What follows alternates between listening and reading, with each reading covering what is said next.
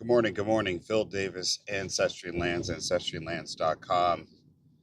New news, folks. I've accepted a position at another job at another location, another hospital.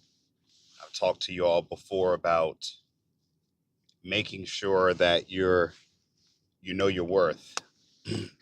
In accepting the job, I've had to take some concessions, mainly in the pay rate, but I'm offsetting that by being able to not have to travel. So many, you won't ever probably see a video of me driving on the highway stuck in traffic in the coming months. And again, that follows up to my video about first they give you a wall, then they want to try to give you a door. So I'm in the process after I've met the wall at my current employer, meeting the wall and seeing they didn't value the merits of what I do. So, and that's what happens, and one thing you got to do is sometimes you do have to move around, but also in your employment, you have to show that you have some longevity because most places of employment want to see that you've at least stayed with the company for a measure of time, that you have some measure of discipline, not to leave a job just because you don't like it. Just, you're pretty much right after the orientation phase, leaving a job. And it gets into the greater saying of just because you desire something doesn't mean that you're going to achieve it. Now that might hit you like a load of bricks there, but it's some truth in that. There's a lot of truth in that saying is that just because you desire something does not mean you're going to achieve it. There are people who are, I want to be a millionaire, and then you look in their life and their life does not, they don't have anything that they're working towards that shows that they're going to get those millions. They're not building wealth. They're not owning land. They're not doing anything to change their measure of discipline. They're not doing anything in the P.E.M.D.A.S system. They're not doing any preparation. They're not doing anything to increase their earnings. They're not doing anything to change their mindset. And their determination is only in the end goal, the will to want the outcome, not the way. They want the millions, but ask them how they get there, they're short on answers. It's more ideas than I have solutions. And the key word, the enemy of a person that has work ethic is manifest. This manifestology, this summoning technology, and that is a sense of witchcraft, because when you're trying to manifest something, you're in essentially practicing magic.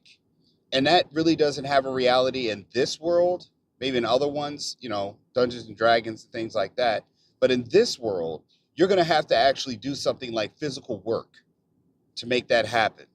Now, you can manifest something by pulling it from your mind out of the ether into the physical realm, like such as an automobile when it first was conceptualized. But that came after someone actually put metal together, formed rubber, oil, the refinement of oil, crude oil into gasoline to make what is called an automobile. And you can see they're constantly improving. But that didn't come by someone just thinking that a car was going to exist and then seeing it in front of them.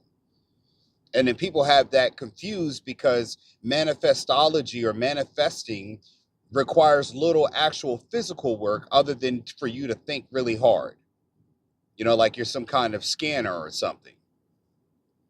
And that's the problem, is that you have to look at just because, what I'm going to say this right here to cut across myself.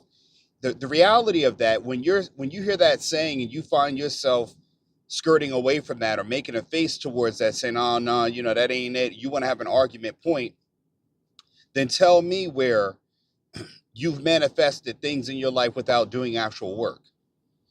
You manifested a college degree without actually going to school. Even for this business, manifesting Ancestry Lands required 8 to 9 hours in the day, 7 days a week to build what's called a business. And this YouTube channel required constant posts. I post 3 times a day, sometimes more. It didn't come off of me just wanting it to happen.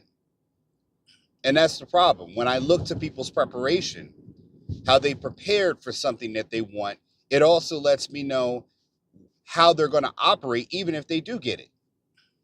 Because if you don't take time to prepare for an outcome in my P.E.M.D.A.S system, you don't take time to prepare for success, then even when you do achieve it, you will lose it just as quickly as you got it. Because it's not just the preparation to get it. You got to be prepared once you have it. But I mean, that'll be in another video. A lot of people prepare only to get the outcome. They don't prepare to maintain the outcome. Once they get it, now they don't know what to do because they've never prepared themselves to be a different person once they get to that outcome. And that's what I'm saying. Just because you want something, you desire a goal, doesn't mean you're going to get it. Me accepting this new position at a different company came about my ability to take action. And action is what is always required in order to make outcomes available or present or options open to you in life. In order to get an A on the test, yes, you can ride on basic knowledge all the time, but as the level of difficulty, the degree of challenge increases, you will be met further and further with obstacles that require you to have preparation at first. And without that preparation, the P in the P.E.M.D.A.S system that I talk about often, without that preparation, you're eventually going to hit that wall. And then you start looking for a door. Now, what I did was they gave me a wall and I showed them I had a bulldozer or a stick of dynamite. And they said, okay, here's a door. And the dynamite was an option that I had to find my own way. But that was only because I was resourceful enough to actually get that. And I'm just speaking metaphorically here. So now, because they've underestimated my skill, they now have to understand that you're going to potentially leave. But I went to them first to say, hey, this is what you can do to keep me. Can you meet these things? I'm looking for this. That came from me preparing to ask by showing what work I have done to improve the company's mission and goals. Yeah, you can be a boss and an employee at the same time in life, not in the same place. Because you have to be able to make boss moves as an employee to show, hey, I'm resourceful enough to make sure I am ultimately a boss in my own life. And you do that by having the preparation in place. Because I prepared at this point through the 20-something years I've been as a nurse. When people ask me, like, you know, my friend Justin R. Barbera, who's running for Congress, at the time of this video, the elections probably will have passed by the time this video posts. But when he's asking me for things for social media, I don't have to do research when I create a video or I give him social media or content creation advice, because my preparation is in my experience of being a YouTube content creator and being on multiple social media platforms. So a person like that, congressman or not, can lean into me and look to me for guidance. And that's because I prepared by being the person who did the work. So it goes just to say, I'm going to close it up now, is that just because you want something doesn't mean you're going to achieve it. Now, how do you do that? One, you've got to prepare. You also have to plan, which the P.E.M.D.A.S system might need to evolve into more P's, not just preparation, but planning, which is pretty much, planning is preparation to me. They are one and the same. You're getting yourself ready to make sure that you can roadmap and map out the steps you need to take in order to become successful. You got to be able to not just visualize your goals, you got to find a way to get there, because if you are truly successful, you will be able to show others the way you've gone. I can show people how to buy land or own land from me when they say, okay, I own it. What do I do now? I'm not done with what I got to offer. I can tell them, hey, you need to go get a survey. Here's what you need to do. If you want to sell it, come back to me and I'll help you sell it again. I continue to be resourceful after they have achieved their goal. And a lot of times people want me to sell the land, and I don't want to do that. A lot of times the people who bought land from me come back to me and say, hey, I got a person who wants to buy this land from me. And I'm like, wow, they're buying it for more than I sold it to you. Good for you.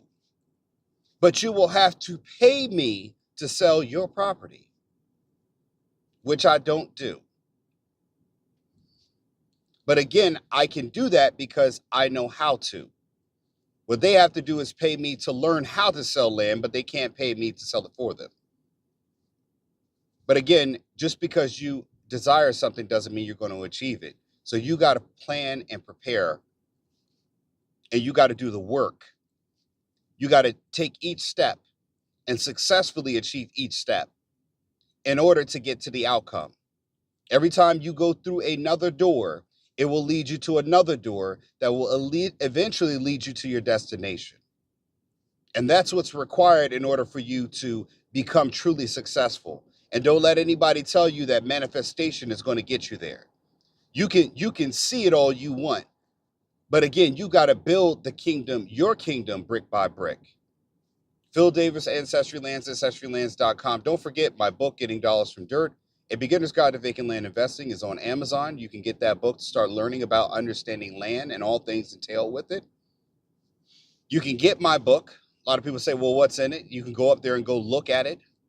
Gives you a synopsis, a sample. You can read it, $20. The link is in the description section below. You can also go to AncestryLands.com to get yourself property to start owning, folks. It's time to start actually owning before you own nothing. Phil Davis, Ancestry Lands, AncestryLands.com. I'm out. Peace.